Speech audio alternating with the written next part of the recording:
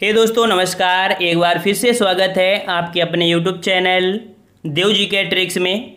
तो दोस्तों यहाँ पर काफ़ी कमेंट आ रहे हैं कि सर एडमिट कार्ड कब आएंगे, एडमिट कार्ड कब आएंगे। तो आपके एडमिट कार्ड इसी वीक देखने को मिल जाएंगे। हो सकता है 1-2 दिन में रिलीज कर दिए जाए आपके एडमिट कार्ड, क्योंकि आईएएस का पेपर आपका 4 अक्टूबर को है और एडमिट कार्ड कल आ चुका है। मतलब 1 महीने पहले ही एडमिट कार्ड आ चुका है आईएएस का।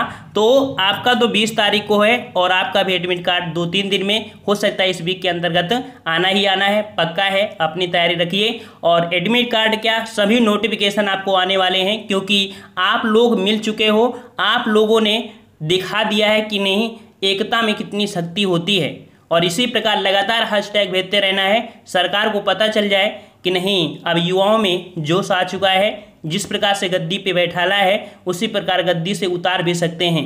ये सब आपकी एकता का यहाँ पर कह सकते हैं परिणाम मिल रहा है और लगातार इसी प्रकार परिणाम मिलते रहेंगे। बस आपका साथ चाहिए और आप लोग यहाँ पर साथ देते रहिए।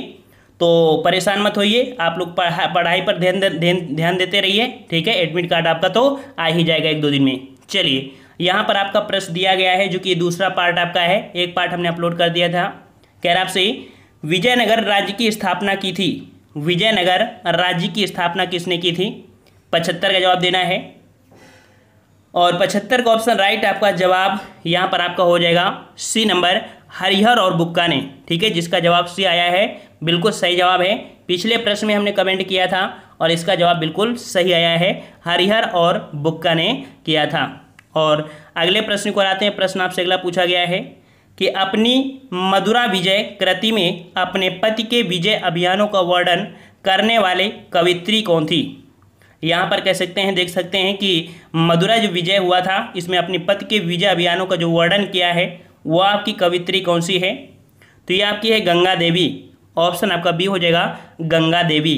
नेक्स्ट प्रश्न आपसे अगला पूछा गया है, विजयनगर के उस पहले शासक की पहचान करें जिसने बहमनियों से गोवा को छीना था। बहमनी साम्राज्य जो कि एक मुस्लिम सत्ता पर आधारित था और वहीं पर आपका विजयनगर आपकी हिंदू सत्ता पर आधारित था। तो यहाँ पर बहमनियों से गोवा जो छीना था ये किसने? ये आपका हरिहर सेकेंड। ऑप्शन राइट आपका यहाँ पर हो जाएगा बी हो जाएगा हरिहर सेकेंड। अगला प्रश्न यहाँ पर कि विजयनगर के राजा कृष्णदेव राय ने गोलकुंडा का युद्ध किस राजा के साथ लड़ा था? विजयनगर के राजा कृष्णदेव राय ने गोलकुंडा का युद्ध किस राजा के साथ लड़ा? और आपका जवाब यहाँ पर सही हो जाएगा। ऑप्शन राइट आपका फर्स्ट नंबर, कुली कुतुब शाह के साथ, ठीक है। कुली कुतुब के साथ यहाँ पर गोलकुंडा का युद्ध हुआ था, ठीक है, कृष्णदेव राय के साथ। अगला प्रश्न है, कृष्णदेव राय के दरबार में अष्टदिग्गज कौन थे? याद रखिए क्वेश्चन बहुत पूछा जाता है कि कृष्णदेव के राय दरबार में कितने दिग्गज थे, कितने महारथी थे? तो ये आपके थे 8, ठीक है। इन्हें अष्टदिग्गज कहा जाता है, लेकिन ये अष्टदिग्गज जो थे वो आपके 8 तेलुगु कवि थे, ठीक है। तो 79 का ऑप्शन राइट आपके यहाँ पर बी हो जाएगा, 8 तेलुगु कवि थे, ठीक है। 8 तेलुगु कवि याद रखिएगा, ठीक है। चलिए अगला क्वेश्चन यहाँ पर है, अष्टदिग्गज किस राजा से संबंधित थे? अष्टदिग्गज किस राजा से संबंधित थे? तो यहाँ पर आपका जवाब हो जाएगा ऑप्शन राइट 80 का ऑप्शन राइट आपके यहाँ पर बी हो जाएगा कृष्णदेव राय, ठीक है, कृष्णदेव राय। हाँ यहाँ पर शिवाजी हैं, शिवाजी जो थे उनके भी दरबार में थे, लेकिन उनको ये नाम नहीं दिया गया था, उनको दिया गया था अष्टप्रधान परिषद, ठीक है। मतलब 8 मंत्री वहाँ भी थे, लेकिन यहाँ पर जो आपके अष्टदिग्गज हैं ये आपके तेलुगु कवि हैं, ठीक है। जैसे कि अकबर में पढ़ा आपके 9 रत्न थे, है ना, और इसके पहले भी आपके चंद्रगुप्त द्वितीय थे, वहाँ भी 9 लोग थे। मतलब कुल मिला के यहाँ पर थोड़ा थोड़ा अंतर है। जैसे अष्टदिग्गज हो गया, है ना, अष्टप्रधान परिषद आपके कह सकते हैं शिवाजी हो गए, यहाँ पर इस प्रकार से समझ में आ गया होगा। चलिए अगला क्वेश्चन है कि प्रसिद्ध विजयनगर शासक कृष्णदेव राय के अधीन किस साहित्य का स्वर्ण युग था? प्रसिद्ध विजयनगर शासक कृष्णदेव राय के अधीन किस साहित्य का स्वर्ण युग था? तो ये आपके कहाँ से संबंधित थे? तो आपका जवाब हो जाएगा तेलुगु से, है ना। कहाँ से थे? साहित्य आपके कहाँ से संबंधित? सभी तेलुगु के थे। ऑप्शन आपका डी हो जाएगा। अगला क्वेश्चन है कि अब्दुल रज्जाक विजयनगर आया था। अब्दुल रज्जाक यहाँ पर 82 का जवाब देना है। अब्दुल रज्जाक, ये अब्दुल रज्जाक है कौन? तो अब्दुल रज्जाक एक ईरानी यात्री है, क्वेश्चन पूछा जाता है, ठीक है। तो ईरानी यात्री अब्दुल रज्जाक विजयनगर आया था एक किसके शासनकाल में, तो ये आपका उस समय शासक जो था वो आपका था देवराय सेकेंड, ठीक है, देवराय सेकेंड, ऑप्शन राइट आपका बी हो जाएगा। अगला प्रश्न पूछा गया है कि वैदिक ग्रंथों के भाष्यकार सायड़ को आश्रय प्राप्त था। यहाँ पर कौन है अभी, सायड़, और इनको जो आश्रय प्रदान था ये था आपके विजयनगर राजाओं का, ठीक है, विजयनगर राजाओं का, ऑप्शन राइट आपका सी हो जाएगा।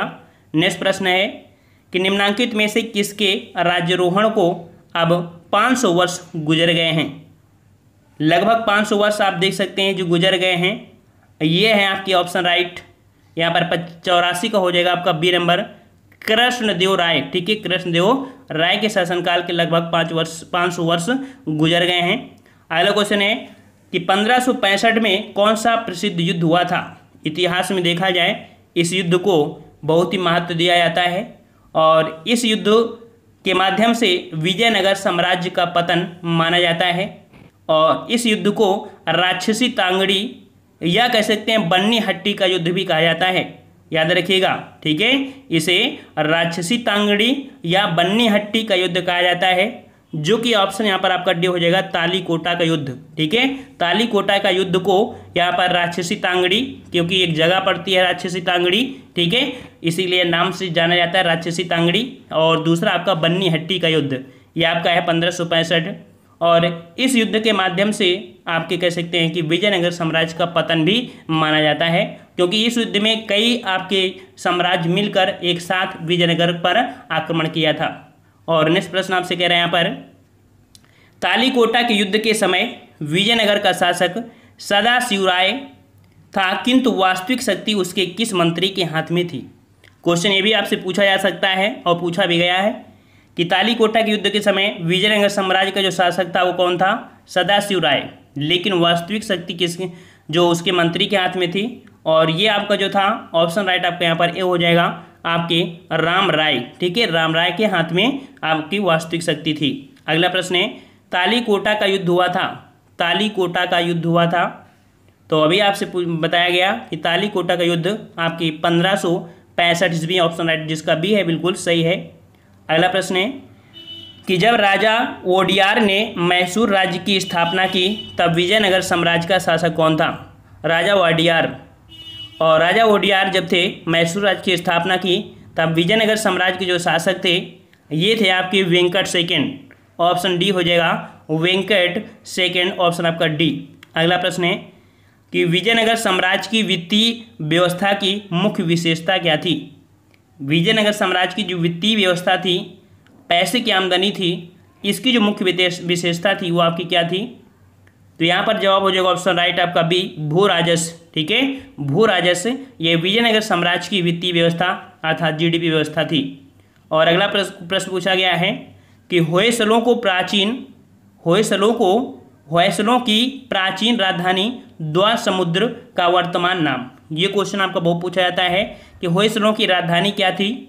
तो होयसलों की प्राचीन राजधानी आपकी थी द्वार समुद्रम, और इसका वर्तमान नाम जो है वो आपका है हलेबीड, ठीक है, क्या है, हलेबीड है, ऑप्शन राइट आपके यहाँ पर सी सही हो जाएगा। नेक्स्ट प्रश्न है कि निम्नलिखित में से किस स्थान के खंडहर विजयनगर की प्राचीन राजधानी का प्रतिनिधित्व करते हैं। अभी हमने बताया था कि विजयनगर से क्वेश्चन आपका यही सबसे ज़्यादा पूछा जाता है कि जो आपका हम्पी है, हम्पी क्यों प्रसिद्ध है, क्योंकि विजयनगर के अवशेष प्राप्त होते हैं जो कि आपके कर्नाटक में है।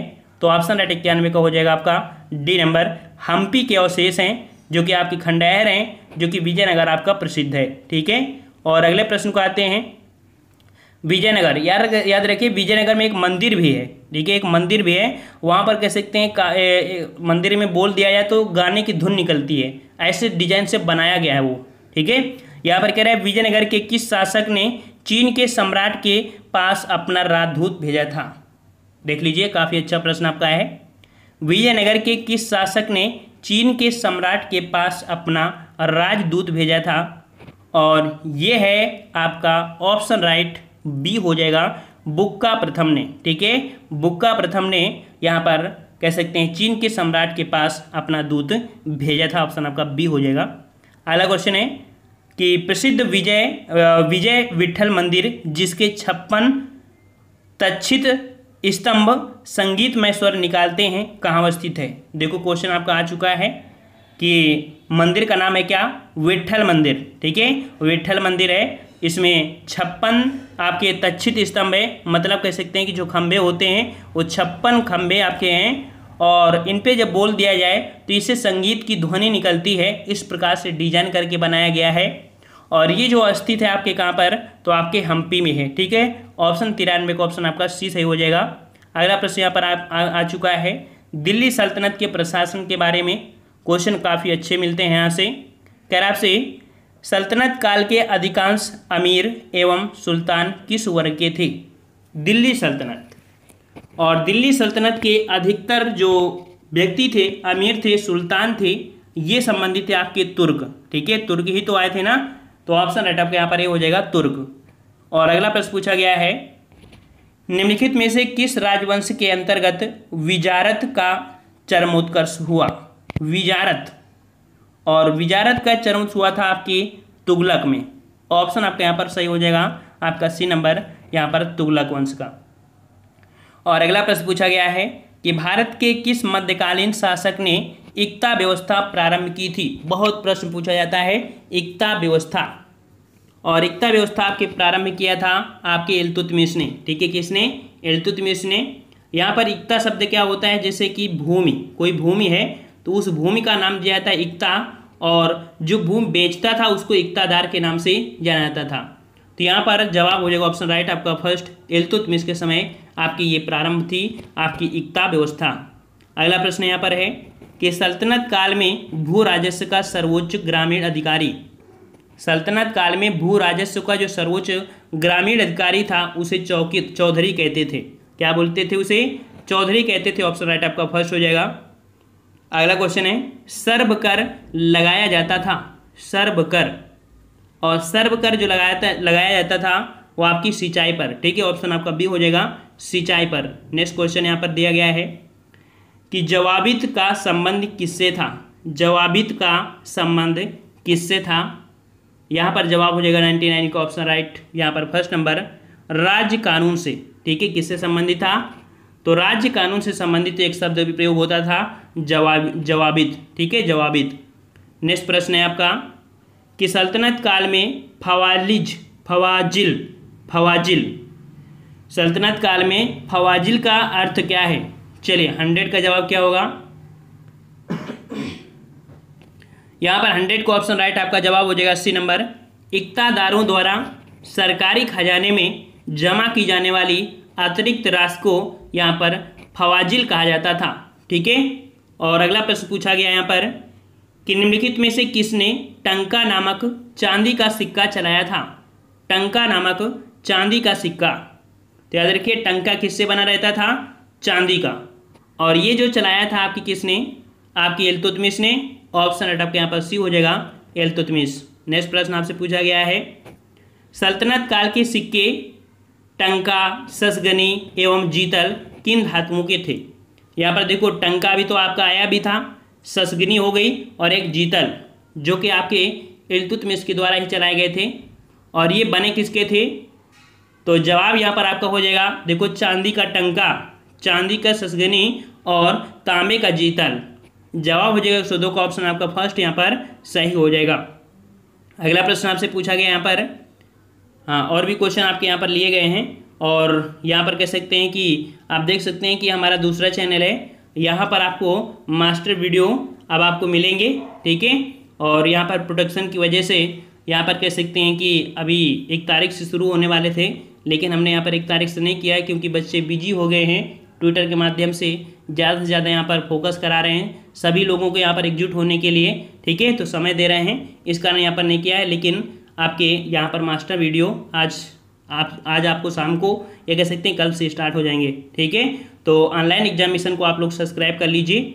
और यहाँ पर नेक्स्ट क्वेश्चन आपका दिया गया है कि किसके सिक्कों पर बगदाद के अंतिम खलीफा का नाम सर्वप्रथम अंकित हुआ था। देख लीजिए, किसके सिक्कों पर बगदाद के अंतिम खलीफा का नाम सर्वप्रथम अंकित हुआ था। तो 103 का जवाब हो जाएगा ऑप्शन राइट आपका डी हो जाएगा, अलाउद्दीन मसूद शाह। ठीक है, अलाउद्दीन मसूद शाह के यहाँ पर कह सकते हैं सिक्कों पर बगदाद के अंतिम खलीफा का नाम अंकित हुआ था। अगला क्वेश्चन आपका यहाँ पर दिया है दिल्ली सल्तनत की स्थापत्य कला से, और क्वेश्चन आपके यहाँ से बनते हैं, इस कारण से इसको पढ़ना जरूरी है कि अलाई दरवाज़ा का निर्माण किस सुल्तान ने करवाया। चलिए जवाब दीजिए, अलाई दरवाज़ा का निर्माण किस सुल्तान ने करवाया था। 104 का जवाब क्या हो जाएगा, 104 का ऑप्शन राइट आपके यहाँ पर सी हो जाएगा, अलाउद्दीन खिलजी ने। किसने करवाया था, अलाउद्दीन खिलजी ने करवाया था। नेक्स्ट क्वेश्चन है कि निम्नलिखित में से किसने कुतुब मीनार के निर्माण में योगदान नहीं दिया।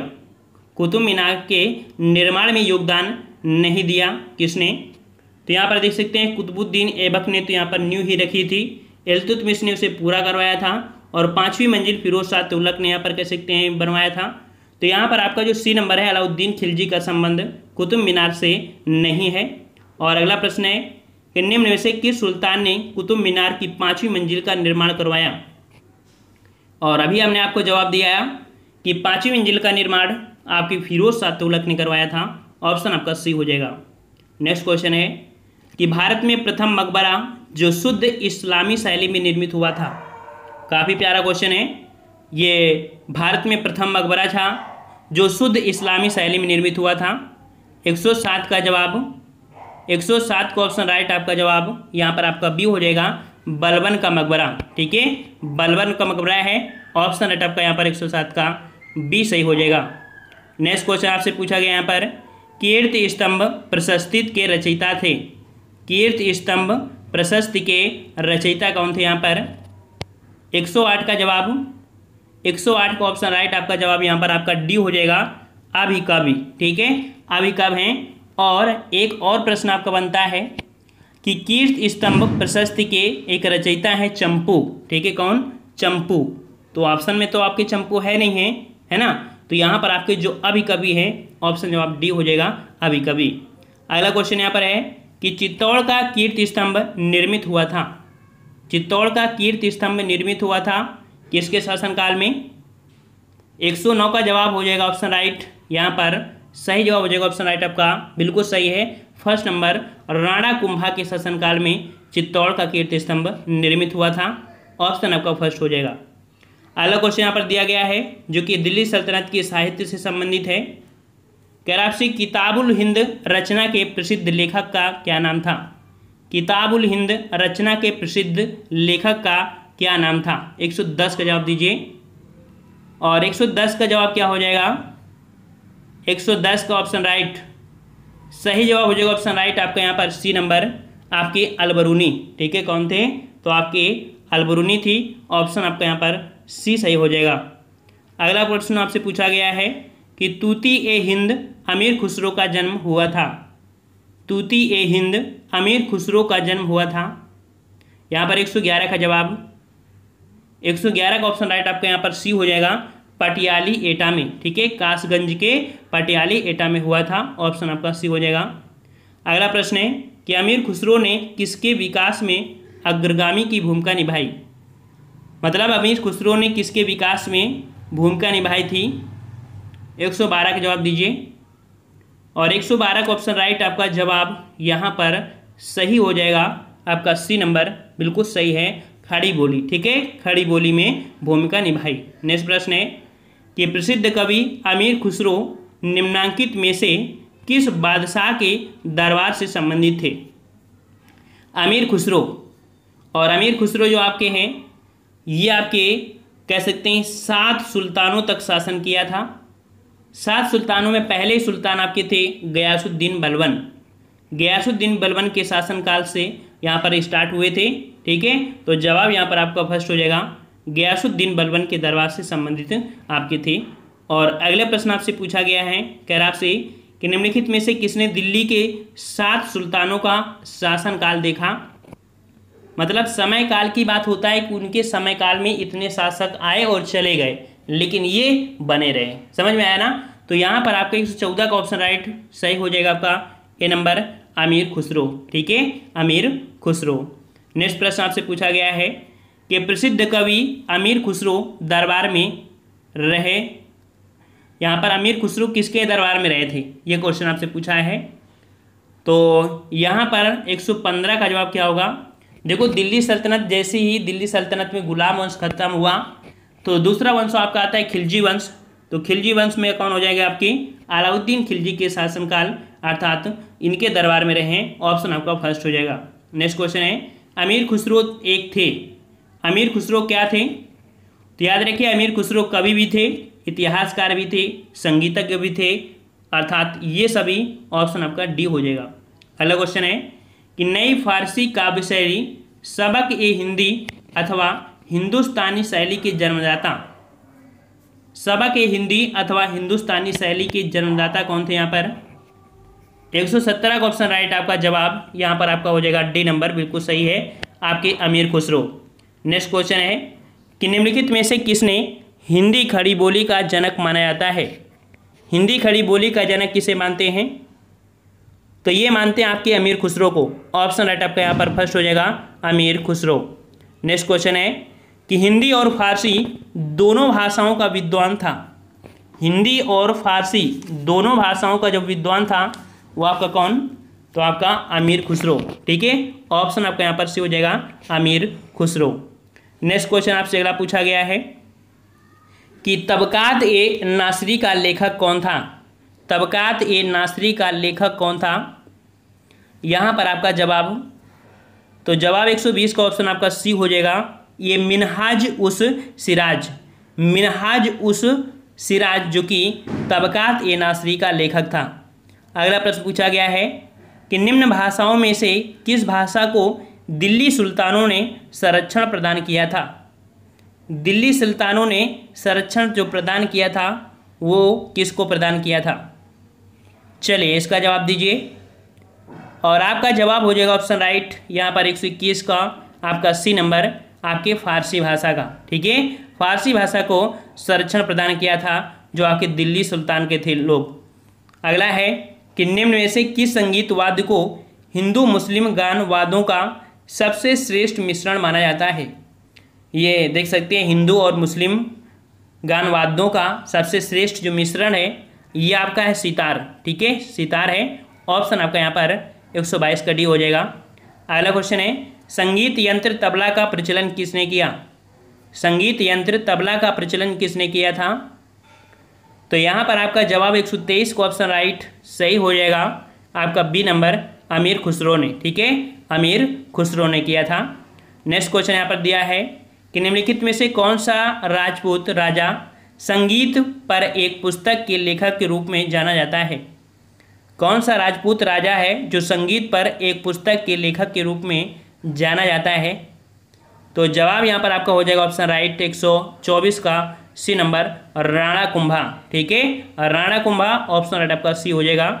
नेक्स्ट प्रश्न है कि दिल्ली का वह सुल्तान जिसने अपने संस्मरण लिखे थे, संस्मरण जो लिखा था वो था आपका कौन, तो जवाब यहाँ पर 125 का ऑप्शन आपका डी हो जाएगा, फिरोज तुगलक ने। ठीक है, फिरोज तुगलक ने अपने नाम से ही यहाँ पर कह सकते हैं फिरोज फुकते करके आपकी है जो आपके फिरोज शाह तुगलक ने लिखा था। ठीक है, और अगला प्रश्न जो कि दिल्ली सल्तनत की विविध से प्रारंभ है, यहाँ पर पूछा गया है कि भारत में पोलो खेल का प्रचलन किया, पोलो खेल का जो प्रचलन किया है, इस प्रश्न का जवाब आपको कमेंट बॉक्स में ऑफलाइन कमेंट में कमेंट करना है। नेक्स्ट पार्ट में जो आपका तीसरा पार्ट आएगा वो आपको यहीं से शुरू होगा। लगातार यहाँ पर आपको तैयारी कराई जा रही है और यहाँ पर चाहे हिस्ट्री हो, चाहे पॉलिटी हो, ज्योग्राफी, सभी आपको मिलेंगे। बस आप लोगों का साथ चाहिए। आप लोग जितना ज़्यादा यहाँ पर लाइक करेंगे, जितना ज़्यादा व्यू आएंगे, उतने जल्दी आपको वीडियो मिलेंगे, मास्टर वीडियो मिलेंगे। और जो आपको कार्य दिया गया है, क्या कार्य कि इस आंदोलन को थमने नहीं देना है, इस आंदोलन को बिल्कुल बढ़ाते रहना है। ये समझ लीजिए कि आज वो समय है जब 1857 की क्रांति लड़ी गई थी, जब मीडिया नहीं थी, आपके प्रेस कॉन्फ्रेंस वाले सिस्टम नहीं था और वहाँ पर कह सकते हैं कि एक दूसरे से मिलन नहीं हो पा रहा था। इस कारण से 1857 की क्रांति आपकी विफल हो गई थी। लेकिन आज हम लोग हैं जो आप लोगों की जो गुहार है हम सरकार तक पहुंचा रहे हैं। तो आज यहाँ पर 1857 की क्रांति तो असफल हो गई थी, लेकिन ये क्रांति असफल नहीं होना चाहिए। आप लोग यहाँ पर लगातार ट्वीट करते रहिए, आपका एक ही काम है ट्वीट करना। और हमारा जितना यहाँ पर कह सकते हैं यूट्यूब में जितने भी टीचर हैं, जितने भी यूट्यूब है, सब कहीं ना कहीं तरीके से, छोटे तरीके से, मोटे तरीके से, बड़े तरीके से, ठीक है, किसी न किसी तरीके से आपको मोटिवेट करके सरकार तक पहुंचाने के लिए कार्य कर रहे हैं। तो आप लोग यहाँ पर पढ़ाई करिए और अपना हक मांगना है, ठीक है, सरकार पर नहीं अपने हक पर लड़ाई करना है, ठीक है। और इस 2020 की क्रांति को सफलतापूर्वक जरूर बनाना है, गुलामी से बचाना है अपने देश को, क्योंकि एक प्रकार से देखा जाए तो ये देश आपका गुलाम ही हो रहा है। हर प्रकार से जो सरकारी सेक्टर है उसे प्राइवेट कर देंगे तो हमारे आने वाली पीढ़ी वो कैसे रहेगी बताइए। वो प्राइवेट हो जाएगी, कभी भी उसे निकाला जा सकता है। सबसे बड़ी बात ये होती है कि अगर आने वाली पीढ़ी जो होगी वो सरकारी नाम ही नहीं देखेगी, उसे कब सरकार निकाल देगी पता भी नहीं चलेगा, और सरकारी व्यक्ति होता है उसे इतनी जल्दी से निकाल नहीं सकती है। तो इस कारण से आप अपना हक है, और इस सरकार को नहीं, आने वाली कोई भी सरकार को ये पता चल जाए कि नहीं ये जन क्रांति है, ये शिक्षक वर्ग है, ये जो वर्ग है युवा क्रांति, ये सबसे बड़ी क्रांति होती है। और अगर एक साथ ये मिल जाते हैं तो किसी की भी पुंगी बजा सकते हैं, ठीक है ना। तो आप लोग लगातार यहाँ पर ट्वीट में पहले नंबर में आना चाहिए, क्योंकि दूसरे नंबर में हो जा रहा है बार बार। तो आप लोग पहले नंबर में आपको हैशटैग लगाकर भेजते रहना है। जो बच्चे लेखपाल से भी हैं लेखपाल का भेजें, दिन में 4-4-5 बार ट्वीट करते रहिए, पहले नंबर में बना होना चाहिए, ठीक है। तो सभी लोग ऐसे लगातार जुटे रहिए। और यहाँ पर एडमिट कार्ड जो हमने बता दिया, एडमिट कार्ड की परेशान मत होइए, 1-2 दिन में आपके हो जाएंगे, हो सकता है इस हफ्ते के अंदर ही आपको मिल जाएंगे, ठीक है। क्योंकि जब IAS का यहाँ पर एडमिट कार्ड आ सकता है 1 महीना पहले, तो आप लोग परेशान मत होइए, आपका एग्जाम आपके डेट के अनुसार ही होगा, ठीक है। तो मिलते हैं नए वीडियो में, तब तक के लिए धन्यवाद। जय हिंद, जय भारत।